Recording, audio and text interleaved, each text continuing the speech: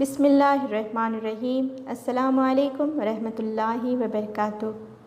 آج کی حدیث مبارکہ ہے حضرت عبداللہ بن عمرو بن عاص رضی اللہ تعالی عنہ سے روایت ہے کہ نبی صلی اللہ علیہ وآلہ وسلم نے سورہ ابراہیم میں موجود اللہ تعالیٰ کا یہ فرمان: یا اللہ، انہوں نے بہت سے لوگوں کو گمراہ کیا، جس نے میری اتباع کی تو وہ مجھ سے ہے۔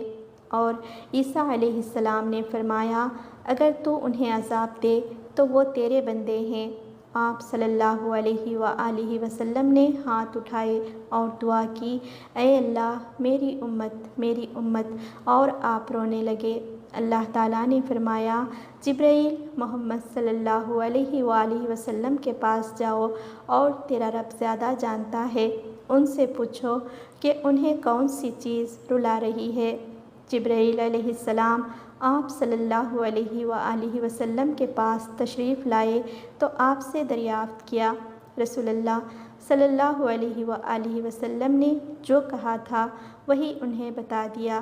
اللہ تعالیٰ نے جبرائیل علیہ السلام سے فرمایا: محمد صلی اللہ علیہ وسلم کے پاس جاؤ اور کہو، ہم آپ کی امت کے متعلق آپ کو راضی کر دیں گے اور آپ کو غمگین نہیں کریں گے۔